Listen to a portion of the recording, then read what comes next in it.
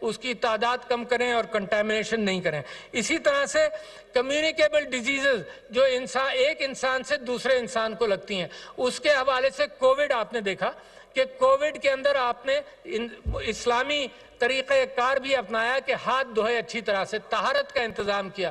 اللہ تعالیٰ فرماتا ہے کہ طہارت نصف ایمان ہے. جب نصف ایمان ہے تو اس کے اندر کتنا فائدہ یہ کہ کمیونیکیبل ڈیزیزز، ڈیسنٹری، ڈائریا، یہ سب بھی نہیں ہوتا اور کووڈ کے اندر بھی مدد ملی. تو طہارت کا کانسیپٹ ہماری صحت کے لیے بہت اس کو بہتر کر سکتا ہے. نان کمیونیکیبل ڈیزیزز، ڈائبٹیز اور ہارٹ ڈیزیزز یہ بھی بڑھ رہی ہیں. ایک عجیب معاملہ ہے، ایک طرف ہمارے بچے ہیں جن تک ہم پوری غذا نہیں پہنچاتے، اور ایک طرف وہ لوگ ہیں جو اوبیس ہیں یا موٹاپے کا شکار ہیں، جہاں زیادہ غذا کھائی جا رہی ہے. تو لہٰذا اس کے اندر دونوں طرف کام کرنا پڑے گا کہ یہ بھی بہتر ہو. آپ نے پولیو پر کافی حد تک قابو پایا ہے، ضرور بیچ بیچ میں سیٹ بیک ہوتا ہے، مگر ایک بہت بڑا فائدہ یہ ہوا کہ پولیو کے لیے جو گاڑیاں آپ نے تیار کی تھیں، انٹلیکچوئل اور سروس سسٹم، وہ کووڈ میں کارآمد ہوا. تو میں یہاں Bill Gates, Melinda and Bill Gates Foundation کا بھی شکریہ ادا کرتا ہوں اور دنیا کے ان اداروں کا شکریہ ادا کرتا ہوں جو ہمارے ساتھ اس میں کام کرتے رہے. آپ نے کووڈ میں جو کام کیا وہ بھی قابل تحسین ہے. میں نے آپ سے پہلے ذکر کیا، اس میں علماء اور قوم سب نے مل کر یہ کام کیا. میں ایک بڑی چیز کی طرف آپ کی توجہ دلانا چاہتا ہوں کہ پچھلے دنوں میں نے human rights commission of Pakistan کی ایک رپورٹ پڑھی جو اگست کی رپورٹ ہے. اس کے اندر انہوں نے یہ کہا کہ 24% سٹریس کی، مینٹل سٹریس، ذہنی تناؤ کا پاکستان شکار ہے. 24% لوگ شکار ہیں اس بات کے. دنیا میں یہ فگر تقریباً 44% ہے. مگر جو پریشان کن بات ہے جو آپ کے سامنے رکھنا چاہتا ہوں وہ یہ کہ اگر 24% اس کے شکار ہیں اور اس کے سمٹمز آپ دیکھتے رہتے ہیں، یعنی آپ نے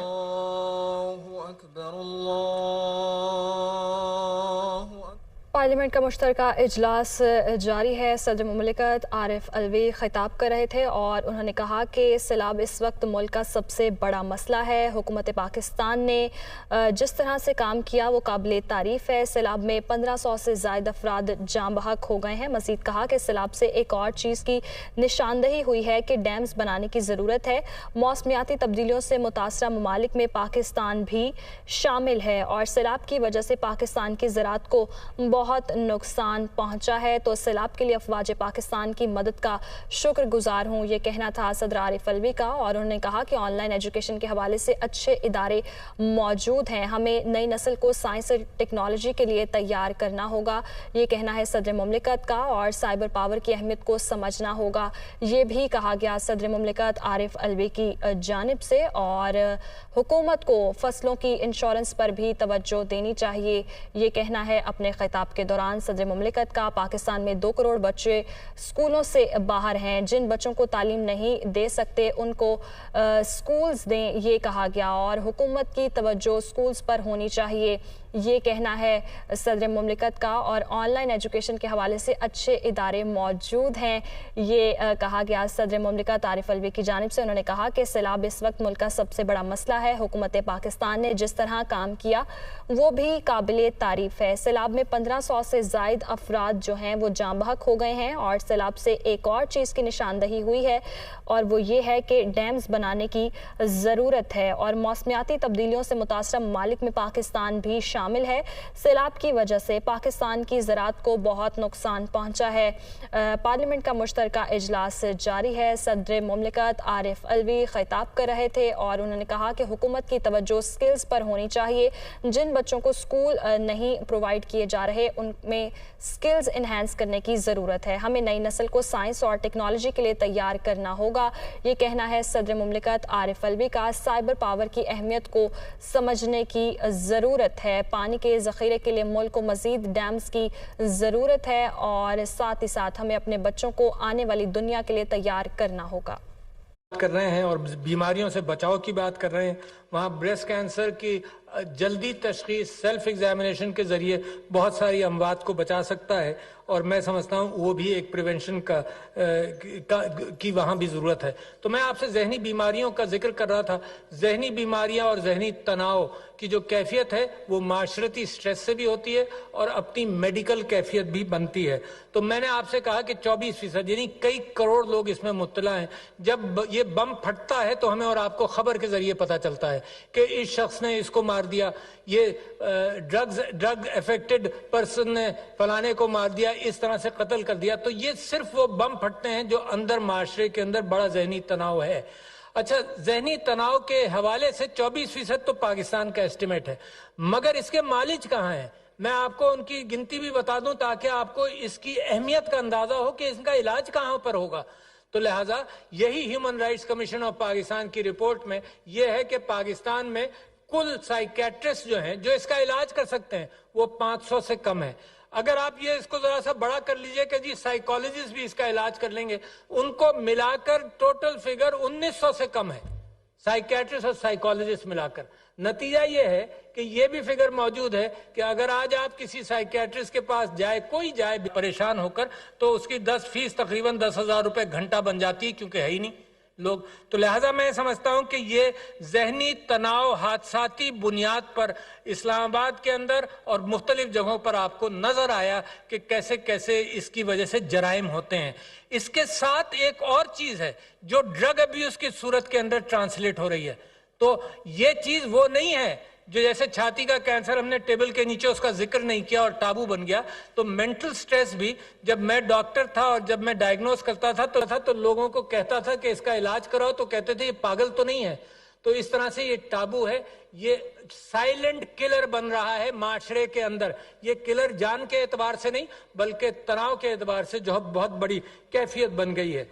तो मैं एक और चीज आपसे जिक्र करना चाहता हूं, वो ये है कि नर्सेज का फुकदान, डॉक्टरों का फुकदान। नर्सेज 7 लाख नर्सेज चाहिए हमें। तो हमारी सोच अब जिंदगी में पाकिस्तान में ये नहीं होने चाहिए कि अच्छे डॉक्टर पैदा करो, अच्छे इंजीनियर पैदा करो और ये बाहर चले जाएं, अच्छी नर्सें पैदा करो और ये बाहर चले जाएं। हमारे यहाँ अंदर बड़ी सख्त जरूरत है। पाकिस्तान अफोर्ड नहीं कर सकता कि सबको तालीम दे, लिहाजा इनको रखें। जो आपने हेल्थ इंश्योरेंस सूबों ने और मरकज ने किया है, ये भी एक काम की चीज है, हेल्थ कार्ड वगैरह। और मैं इसके साथ एक चीज आगे बढ़ना चाहता हूं कि टेली हेल्थ का इम्कान भी बढ़ाएं। और क्यों बढ़ाएं? इसलिए बढ़ाएं कि मैं और आप तो मिडिल क्लास से आए हैं या अपर क्लास से आए हैं। हमारी कोई बीमारी हो, पेट में दर्द हो, तो वो किसी को फोन करके डॉक्टर से पूछ लेंगे कि भाई इसका क्या करूं, मैं अस्पताल जाऊं नहीं जाऊं। बेचारे गरीब की बीवी का कौन किसके पास जाएगी? जो वो मजदूर सारे दिन काम कर कर आएगा तो वो उसको ले जाने के काबिल है। टैक्सी लेगा तो 500 रुपए टैक्सी में खर्च होंगे, उसका मीटर चलना शुरू हो जाएगा। तो कम से कम वो किसी को फोन करके पूछ तो ले। यही मेंटल स्ट्रेस के अंदर भी टेली हेल्पलाइंस की जरूरत है। मैं बहनें यहाँ मौजूद हैं, मैं औरतों की एम्पावरमेंट के हवाले से भी कुछ बात कर लूं जो बड़ी सख्त जरूरत है। कायदे आजम ने यह फरमाया कि औरत को शाना बशाना चलना चाहिए वरना पाकिस्तान तरक्की नहीं करेगा। कायदे आजम मोहतरम अपनी बीवी को भी हर जगह साथ ले जाते थे और वाकयात भी मुंसलिक है, मैं आपकी समा खराशी नहीं करूंगा। अपनी बहन को हमेशा अपने साथ रखा और औरतों की एम्पावरमेंट के हवाले से उन्होंने इस्लामी ट्रेडिशंस के हवाले से बात की। मेरे नबी सल्लल्लाहु अलैहि वसल्लम ये फरमाते थे कि जिसने 2 बेटियां जवान कर दी उसकी जन्नत पक्की हो गई। हुजूर ये बीबी खदीजा बिजनेस वुमन थी। ये पता नहीं कहां कल्चर से हमने ये बातें अपना ली हैं कि औरत को हम काम से गुरेज चाहते हैं। अलबत्ता इसमें एक बात सही होगी और वो ये है कि हैरेसमेंट ना हो, औरत सेफ महसूस करे, उसके लिए पब्लिक स्पेसेस हों। ये तो मेरे मर्द भाइयों का भी काम है कि इसका एहतमाम करें और कानून भी मौजूद है, उसका इम्प्लीकेशन भी होनी चाहिए। मगर मैं मुबारकबाद देता हूं बैंकों को, स्टेट बैंक ऑफ पाकिस्तान को भी कि औरत आज घर बैठे बैठे अपना अकाउंट खोल सकती है। डिजिटल इंक्लूजन अगर औरत का हो जाए तो औरत माशरे के अंदर कंट्रीब्यूट करेगी। ये तो पाकिस्तान का कमाल है कि अपनी औरतों को पूरे मेन स्ट्रीम मईशत में आए बगैर पाकिस्तान तरक्की करता रहता है। ये पाकिस्तान का कमाल है कि पूरी यूथ को तालीम दिए बगैर भी वो पाकिस्तान तरक्की करता है। जरा तसव्वुर कीजिए आप कि अगर ये सारे सेक्टर्स मिल जाएं तो पाकिस्तान के अंदर कितनी तरक्की हो।